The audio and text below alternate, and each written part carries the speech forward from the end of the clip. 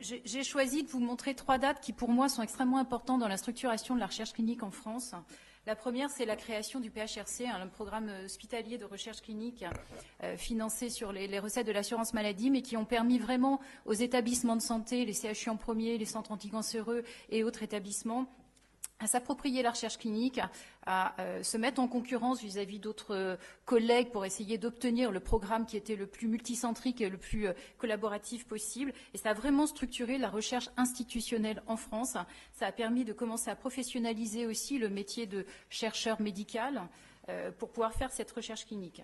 Dans les années 2000, donc pas très longtemps après, il y a eu une évidence qui a été qu'il fallait se structurer en local aussi pour pouvoir justement mener ces programmes, qui sont des programmes assez lourds, hein, c'est des recherches qui étaient difficilement possibles tout seul avec un médecin qui menait de front un petit peu tout. Donc, en 2000, sur appel d'offres, mise en place de délégations de recherche clinique qui sont ensuite devenues e-innovation, qui sont vraiment ce qui représente en fait le promoteur de l'étude. Le promoteur, c'est lui qui est responsable au niveau réglementaire. Et donc, il y a une DRCI dans chaque CHU, il y en a dans des centres anticancéreux et il y en a maintenant dans certains centres hospitaliers. La même année, création sur appel d'offres du ministère de la Recherche et du ministère de la Santé des CIC, Centres d'investigation clinique, qui étaient là pour promouvoir un petit peu la recherche translationnelle, faire en sorte que ce qui se passait dans les laboratoires puisse se transposer au lit du patient. Et donc, première appel d'offres. Alors, dans les années 92, le tout premier appel d'offres CIC, mais qui s'est vraiment généralisé dans les années 2000, qui était un vrai point de structuration, à tel point qu'en 2012, le ministère de la Santé a créé l'équivalent de l'appel d'offres CIC, mais sans le ministère de la Recherche, sans l'INSERM, avec les centres de recherche clinique. Donc, on peut dire qu'aujourd'hui, le paysage de la structuration de la recherche clinique en France, il est multicentrique, bien représenté au nord, au sud, un petit peu partout au niveau de la France. Pourquoi c'est important? Parce que dans le même temps, au niveau réglementaire, mais au niveau méthodologique aussi, la recherche clinique s'est beaucoup complexifiée. Tout ce qu'on pouvait faire il y a 20 ans est devenu quasiment impossible aujourd'hui en termes de méthodologie, avec une méthodologie de plus en plus complexe, et puis la réglementation qui ne va pas en s'améliorant aussi. Ce qui a poussé de toute façon, à partir des années 2000, les médecins à s'entourer de nouveaux métiers. C'est des métiers qui n'existaient pas pour le coup, et qui ont vraiment commencé à j'allais dire envahir c'est un peu péjoratif, mais à arriver à l'hôpital pour soutenir les médecins.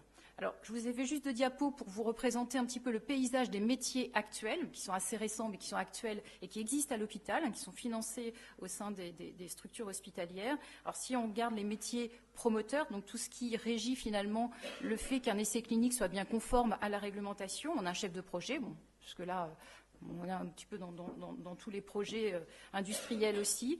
Il s'attache forcément à une méthodologie, ce qui est un conseil sur comment mener l'essai clinique pour qu'on puisse bien répondre à la question qu'on se pose et conclure à juste titre. Les data managers qui nous ont créé les bases, puisque dans le même temps, effectivement, on est passé de documents papier où on colligeait les données des études à quelque chose d'informatisé, à une traçabilité plus importante.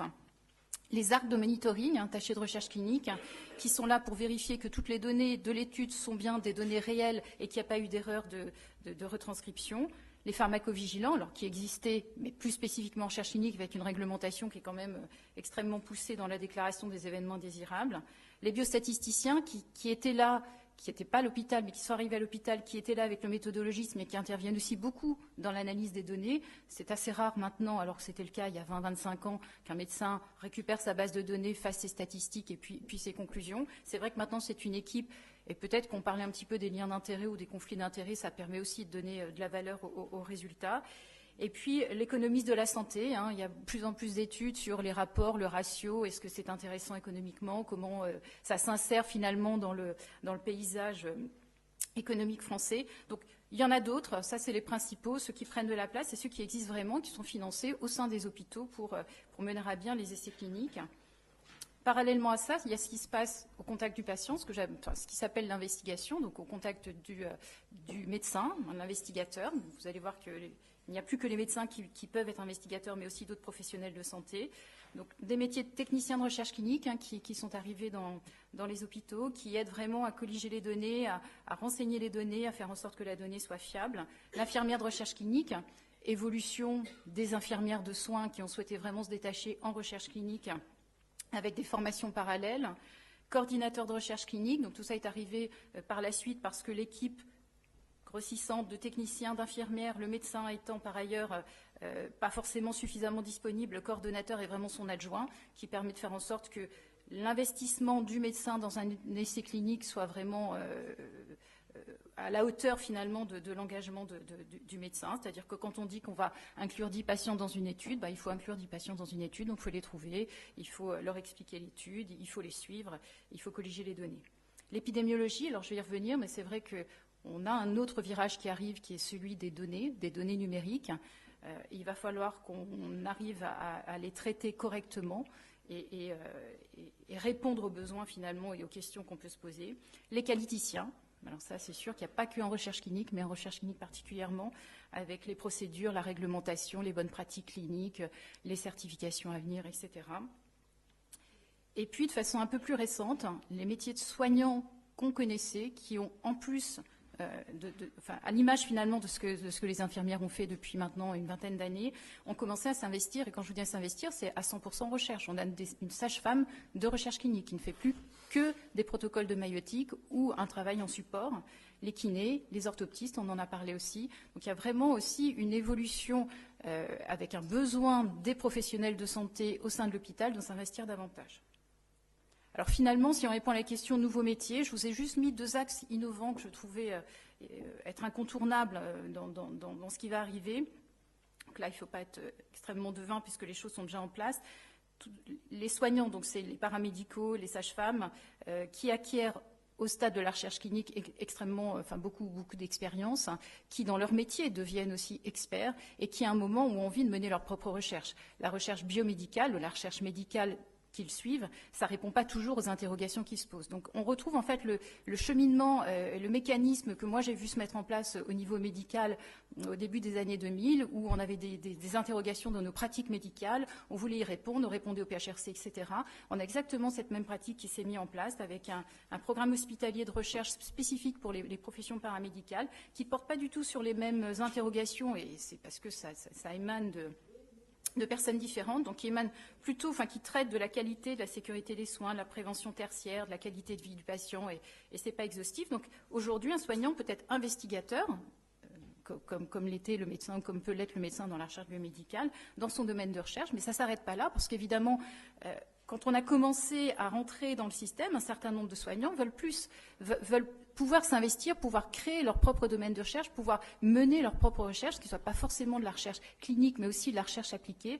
Et là, on rentre dans l'actualité qui vraiment est menée par les ministères de la Santé et le ministère de la Recherche, qui est de pouvoir permettre à un soignant de devenir enseignant-chercheur, pas forcément en sciences de l'éducation ou en santé publique, qui sont les 2 domaines actuellement pour les infirmières de pouvoir devenir enseignants-chercheurs, mais que ça passe par des qualifications, donc le lien avec effectivement les universités, les formations, notamment de type master, mais aussi de type thèse, avec 3 axes qui semblent être, qui se détachent en tout cas aujourd'hui, mais qui sont à discuter, en maïeutique, en sciences infirmières, en sciences de la réadaptation.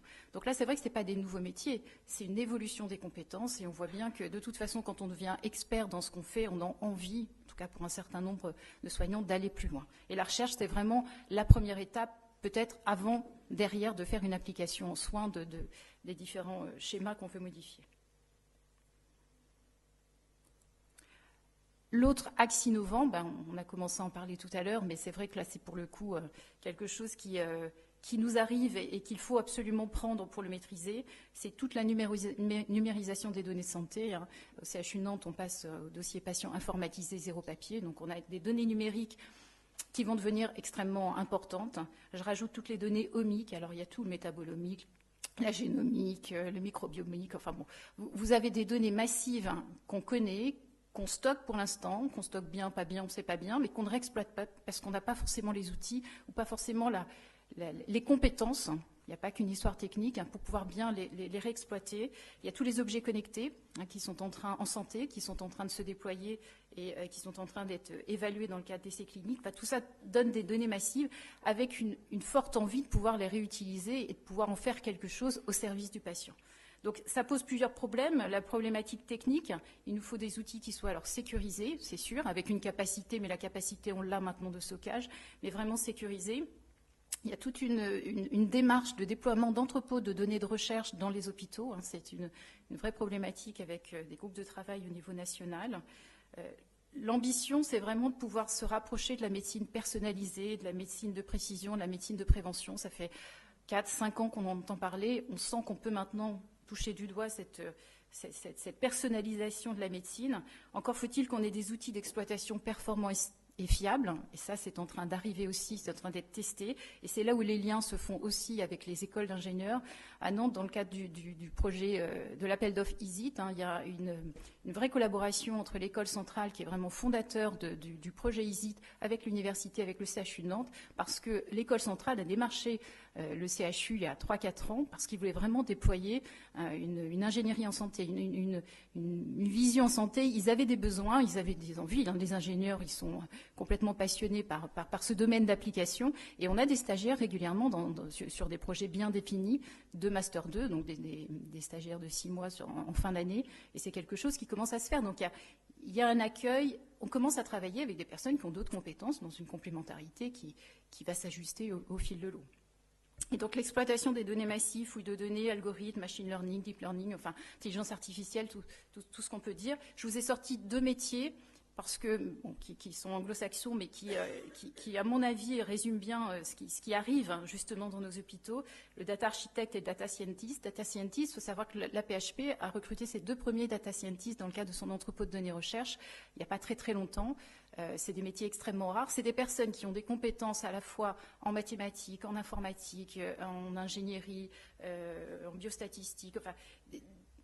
C'est des multi-compétences avec des formations qui arrivent, et il y en a en France qui évoluent très rapidement et qui sont intéressées pour venir au contact de nos bases de données, faire ce dont on a besoin. Des personnes qui vont extrêmement bien connaître comment sont structurées les bases pour pouvoir nous aider à réexploiter les données de la bonne façon. Et ça, c'est vraiment des nouveaux métiers parce que c'est des compétences qu'on ne connaissait pas, des choses qui nous échappent. C'est vrai qu'on sait collecter des données, les réutiliser, surtout en données massives, ça fait un petit peu peur.